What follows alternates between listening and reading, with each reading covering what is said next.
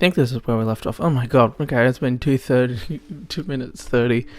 Just getting to this point. Hello, my name is Sam Harkin, and welcome back to Song of Sire, where terrible things might happen, but yeah, they're probably just gonna happen. I mean, we're getting to the climax, so you know, it's gonna get worse. I don't know, maybe there might be weird sex stuff. I actually looked this game up on Wikipedia, and apparently it's an erotic game, so you know, I probably didn't do my research. And I was like, oh, why are there sex scenes? This is kind of uncomfortable. Okay. A stink is in the air. The stink of garbage left out to rot. Even this perfectly normal residential neighborhood seems ominous to Yo in her current state. She feels as if she's standing in the middle of a necropolis, as if everyone in the houses around her are just dead.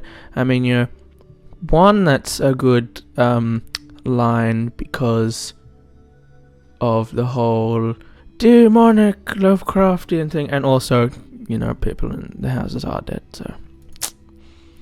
Yo pushes her fear aside and presses the buzzer on the Sakisaka house's front gate. Fuminori wasn't in class today. Is he home? He couldn't have sent those awful messages, could he? She doesn't even want to consider the possibility, so she forces the unwelcome thought from her mind. There's no response from the intercom. Yo doesn't know, of course, that Omi stood in the same spot 1 week ago, staring at the silent intercom with the same confusion as Yo is experiencing now. She, however, is not forced to wait as Omi was. The phone in her pocket rings, catching her off guard.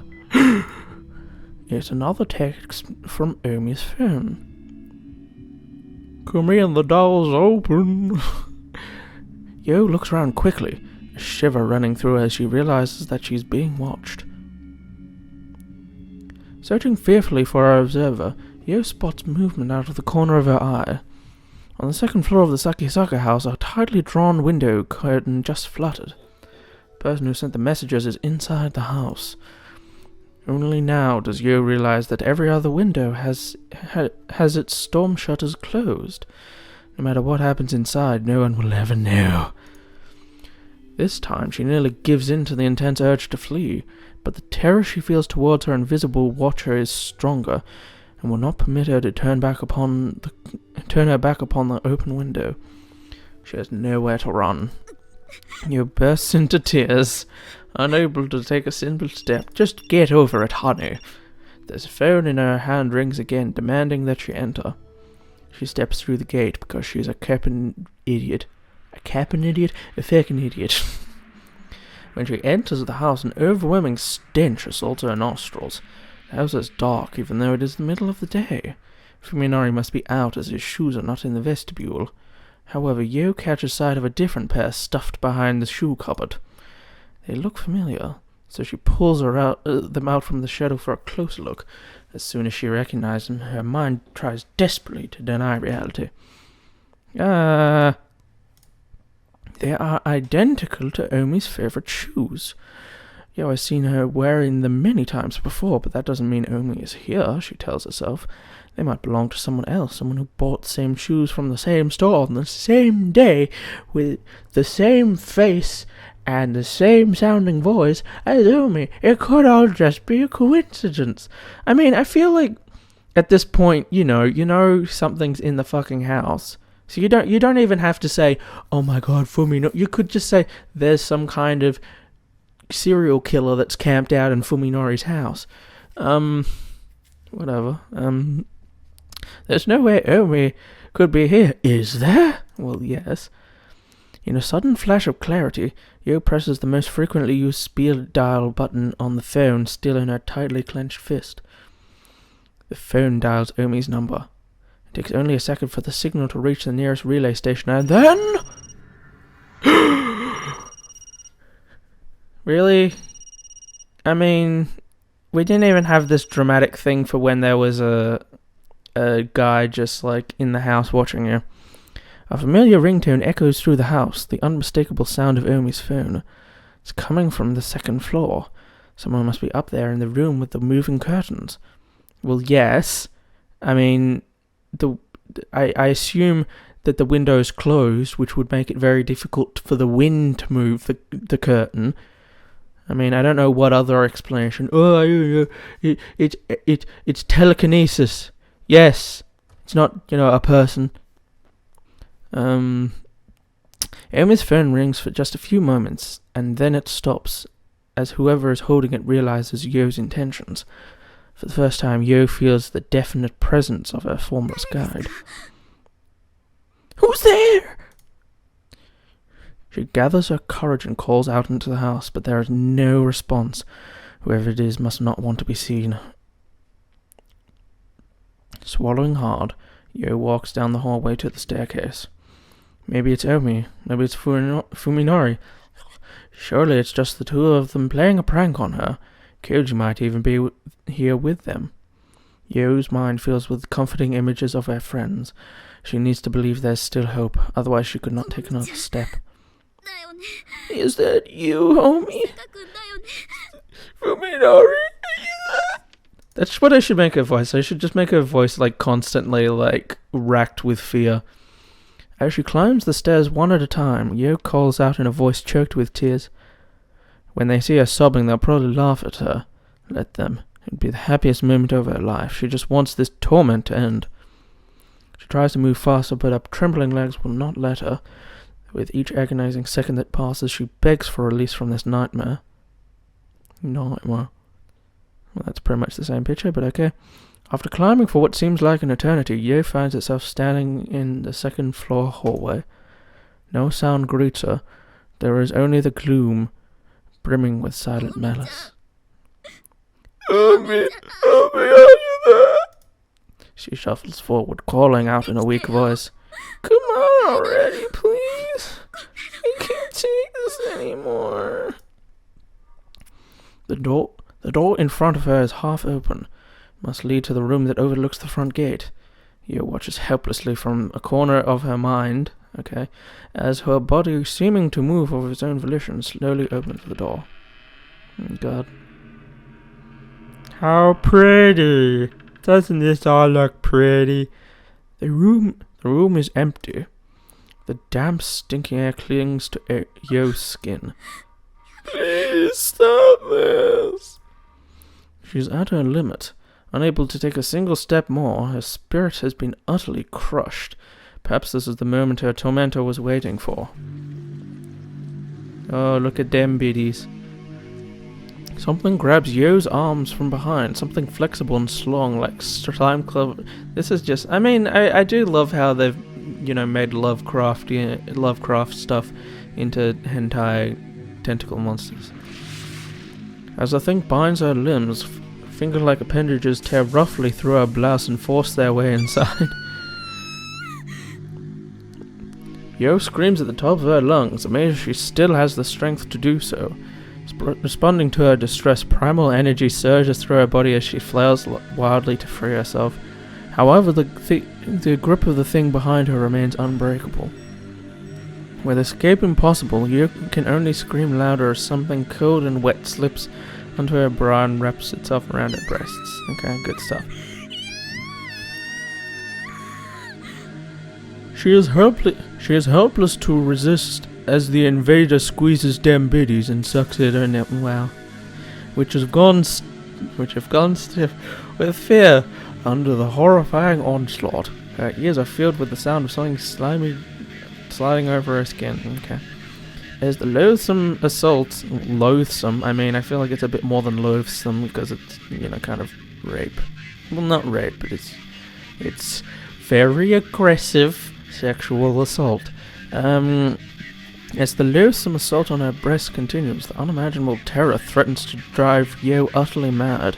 Her throat is already raw from screaming, and now she can't even breathe as she struggles desperately against her attacker. Suddenly, the thing releases its grip on her breast and pulls out from under her bra. Yo falls to the floor, unable to support herself on her unresponsive legs. The creature that grabbed her is still here, lurking in the dark corner of the room. She can feel it watching her, but can't bring herself to turn around. She knows full well that seeing it would likely destroy the last vestiges of her sanity. From close by comes the beep of the buttons being pressed. Oh my god. Yo hears a cheerful electronic sound, terribly out of place in this room, and sees the phone in her hand blink coldly. New text message has arrived. She is powerless to stop herself from reading the characters on the screen. You're pretty, and your breasts are so big and soft. I bet they're good for attracting males. Well, that's a very weird thing to say. Thank you for that that's like, you know how everyone's like, oh, you should like that I'm catcalling you, random woman on the street. This is like that. It's just like, oh, also you're actively in the process of raping me. This is very terrifying. Now she has her answer. The messages from Omi's phone were sent by the thing that just mauled her. Well, yes. Good. Yo calls up into a tiny sobbing ball, unable to raise her voice or even move. Oh God, please save me. The creature makes a burbling sound. Yo somehow understands it is laughing at her. That must be how you attempted for me, Nari. You tried to steal him from me, didn't you, thief? Well, no. I mean, they were having crushed things before the accident thing. So you weren't, unless you're suggesting that you were with him all along because you caused the accident or something crazy like that. Something cold seizes Yo's ankles and travels slowly up her legs until it has covered her entire lower body. Is that supposed to be the thing on top of her, like that, or is that like what she's wearing? I don't know. Some primal female instinct tells her exactly what is going to happen. Okay, she'll be raped, powerless to resist a fate worse than death. She pleads feebly, even though there is no hope that the inhuman creature will be merciful. Please, not that.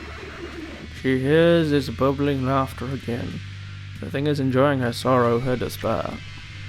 Yo no longer has the strength to resist the monster on top of her. She only able to shiver in revulsion as the cold, slimy thing covers her body. Her sight grows dim as her mind sinks deeper and deeper into a black swamp-like abyss.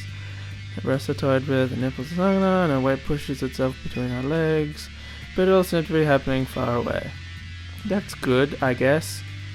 I won't kill you. Though her mind is barely functioning, Yo hears a whisper to her inside her head. It is the voice of a young girl, sweet and sinister, with the cruel innocence of a child gleefully plucking the wings from butterflies. Instead, I'll let you share in our happiness. Rejoice, Yo. We'll love you to death. Soft voice is a stark contrast to the unyielding strength that drives irresistibly into Yo's core. The pain is sharp and savage, greater than anything she has ever felt before. It should be unbearable, but there is no longer enough of Yo's mind to recognize it as pain. Oh. While she stares blankly at the thing slithering deeper and deeper into her body, an idle thought floats through her fading consciousness. I've never been kissed, have I? Well, I mean, there's still time. Cough, cough. It has begun to snow by the time they pierced the Utsunomiya on the Tohoku motorway. I hope the roads aren't snowed out, Kyuji says. In the passenger seat, Fuminori is gazing out of the frosted window in silence. He's been in a trance-like state for almost an hour now. Taking advantage of his inattention, Kyuji stares unabashedly at Fuminori from the corner of his eye. He still doesn't understand the danger signals that he's been getting off him. Fuminori has stopped avoiding Koji, and he's even looking him in the eye when he talks, so why does he seem even more distant now than when he did when he was trying to push his friends away? Fuminori's posture is notably relaxed, but his gaze never wavers, not even for a moment. It's as though he is focused on a clearly defined future that he has chosen to bring about, one that has no place for needs or wants of others. Right now, Fuminori is complete. Koji cannot help but feel that underneath his bland exterior is a core of solid steel that no one can touch. About Omi, Koji says suddenly, trying to gauge Fuminori's reaction. It's been a week since she disappeared and we still haven't heard from her. Oh. Fuminori replies curtly, still staring into the distance. That's not good. I wonder what happened to her. Fuminori's tone is completely emotionless. Koji might as well have asked him about the weather or the condition of the mountain roads near their destination. I asked you before, but you sure you don't have any idea what happened to her? Not a clue. Fuminori answers in exactly the same tone he used when Koji first questioned him following Umi's disappearance. Koji's eyes narrow. It's like you don't give a damn. That's not true. Finally, Fuminori shows some emotion. He sounds hurt, like he can't believe Koji could think such a thing. She disappeared on the way to my place, didn't she? Of course I'm worried. Worried the police will get involved. Not about her, the gang. Sudden frustration wells up inside Koji. If possible, he'd like nothing more than to beat the secrets out of Fuminori's head. Koji is worried sick about Omi. To have his concern brushed off so coldly would be unbearable, coming from a complete stranger, but from Fuminori, who's his best friend, Fuminori never used to be this careless. Even if Koji tried to interrogate him, he'd probably never found out what changed him so. Fuminori was just hiding inside the shell erected around himself after the accident. Koji might have been able to get some answers out of him. With the sly, evasive Fuminori, however, there's nothing Koji can do. Fuminori will never reveal his true intentions, not to anyone. And all that's left then is for Koji to discover the truth on his own.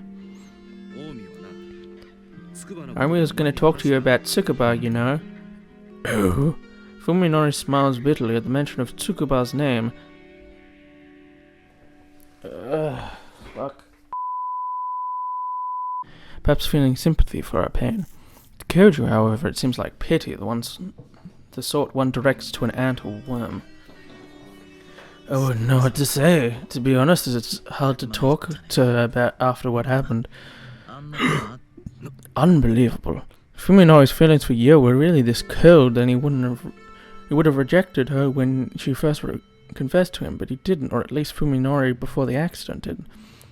Once again, Koji can't help but wonder if this man who looks like his friend is really a different person who only possesses the memories of Sakisaka Fuminori.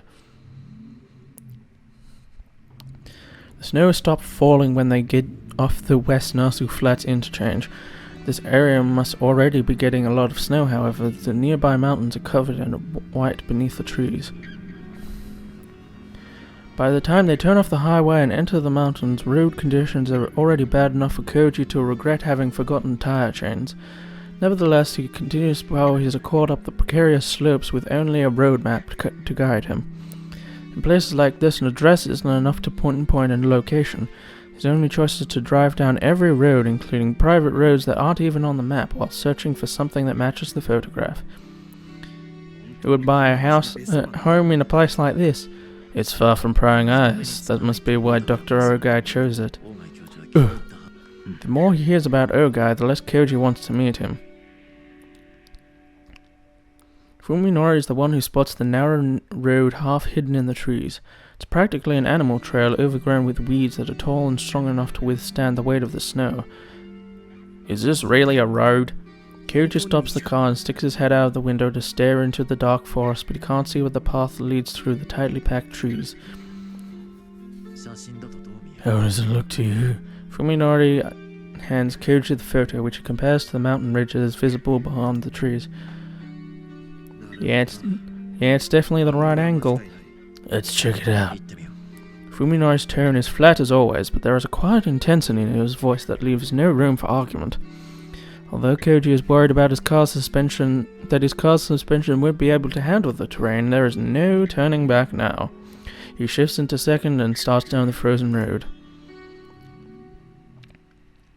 The sun sets early at high altitude. As the car creeps up the mountain, Koji catches glimpses through the trees of the gradually darkening sky.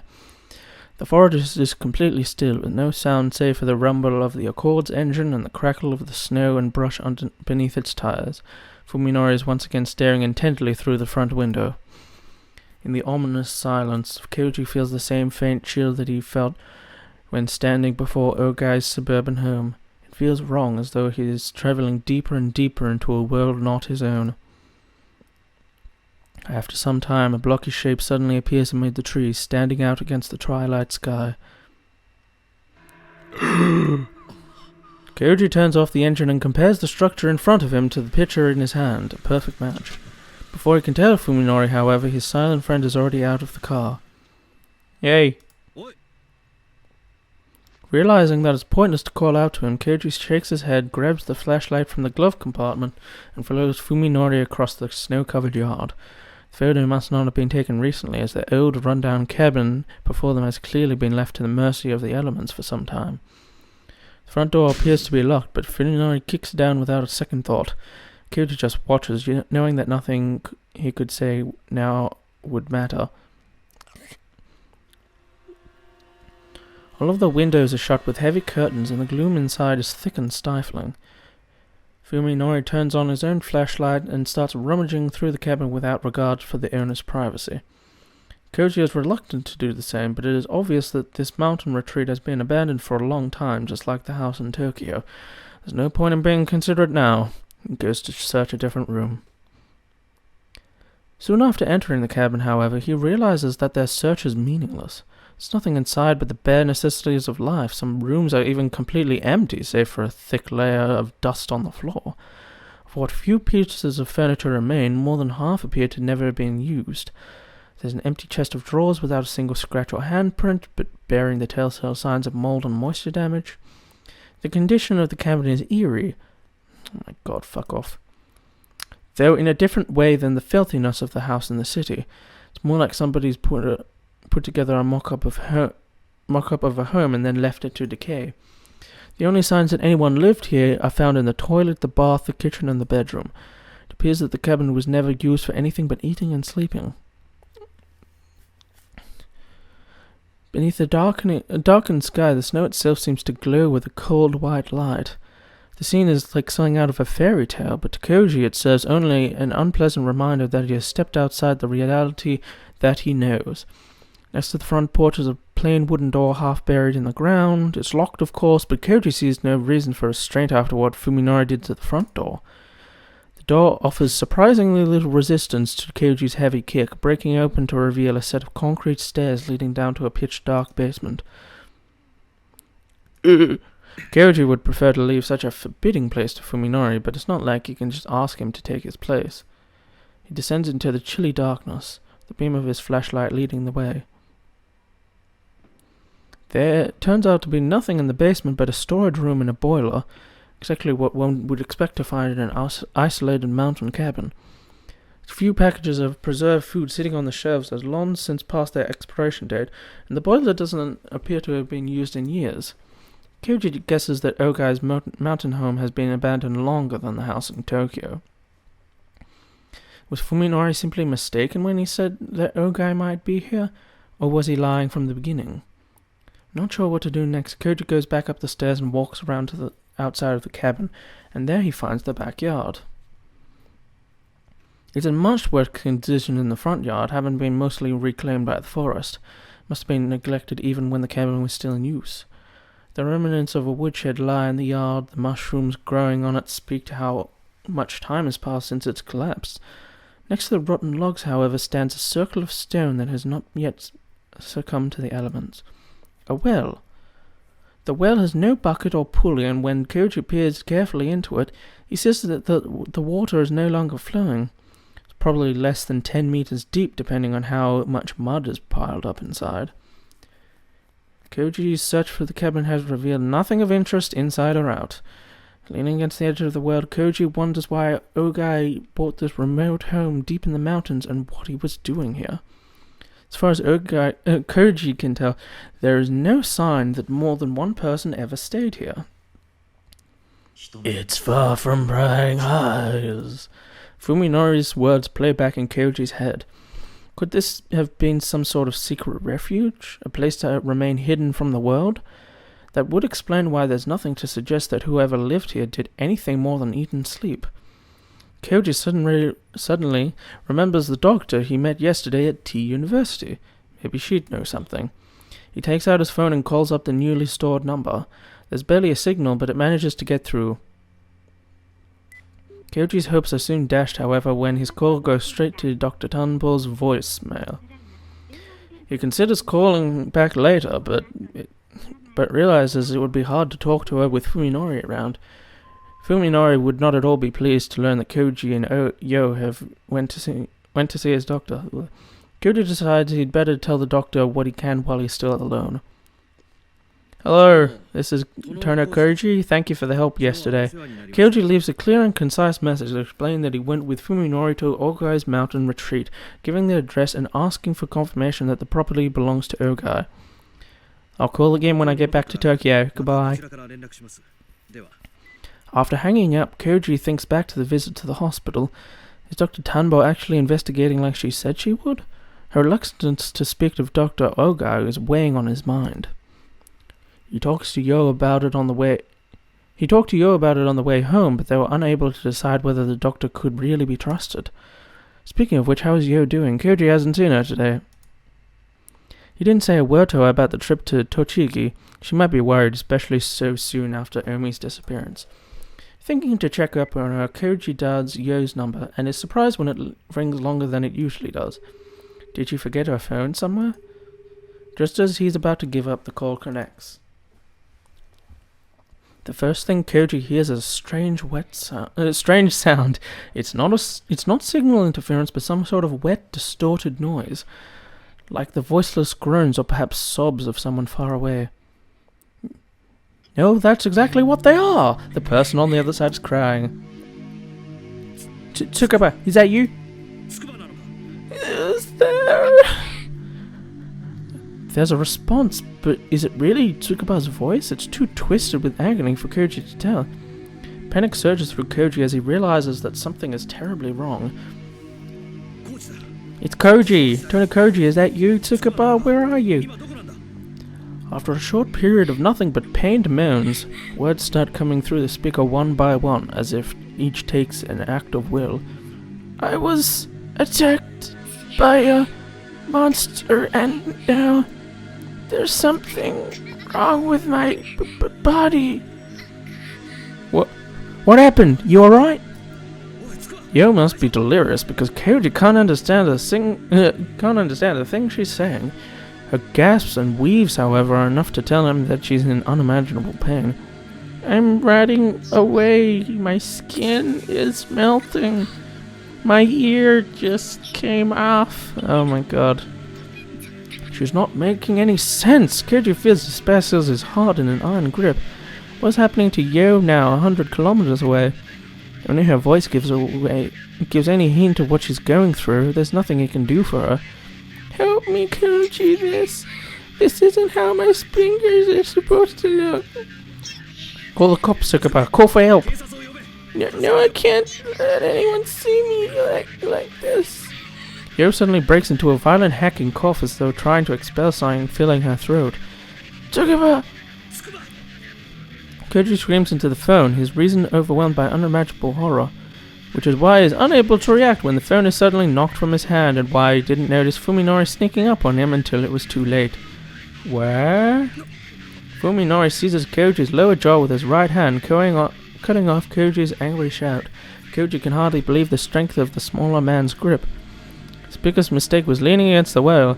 Now there is nothing to grab onto as Fuminori pushes him backwards over the edge. He can only flail his arms vainly against the air. Koji soon loses his balance entirely. He feels a terrifying weightlessness as the world spins before his eyes. But before he can realize what has happened, his back strikes something with tremendous force.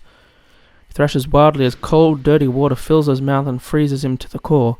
Only when his fingers find the wall of the well is he able to regain his sense of direction and right himself. What the shit, man? On his hands and knees in the mud, Koji vomits filthy water out of his lungs. Fuminori! He tries to shout, but it comes out as a hoarse groan, distorted by the echo of the cramped space. Fuminori, being a giant cunt, is laughing at him, on the other hand, and is also crystal clear. Sorry for interrupting your call, he said scornfully. Here, I'll return this. Fuminori tosses Koji's phone into the well. Koji catches it just before it hits him in the face, but finds the battery pack has been removed, rendering it useless. What a fucking shame. What the shit are you doing? This is no joke. It's a miracle Koji is uninjured. He could have easily broken his neck. Oh, what a shame. And just because he's not hurt doesn't mean he's safe. Koji feels around the inside of the well, searching for something to hold on to, but the mud-covered stone offers no purchase. It's obvious that he won't be able to get out without help. Too bad the fall didn't kill you. Now you just have to freeze to death. You really have no luck, Koji. Can't be serious, Koji starts to say, but trails off as the pieces finally come together in his head.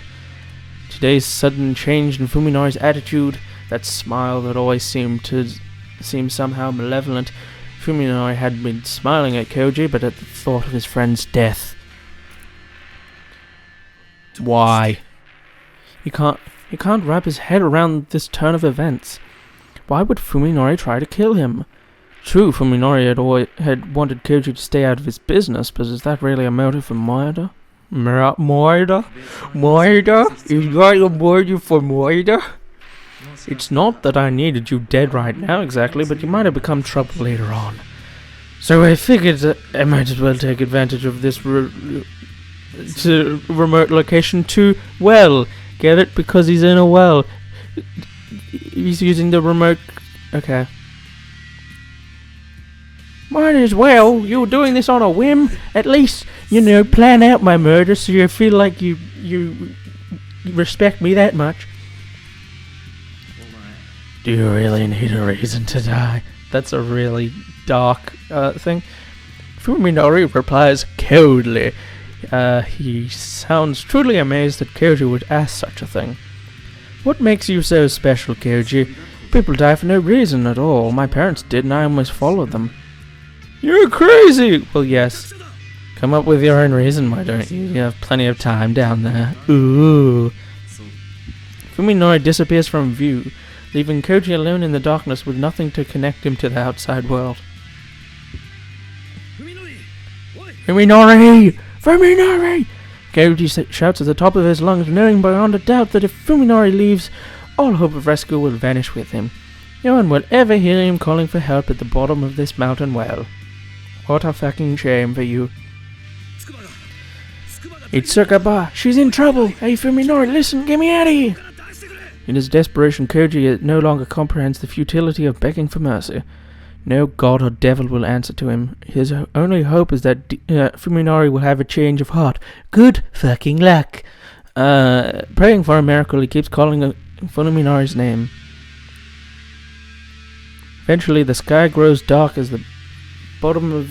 What?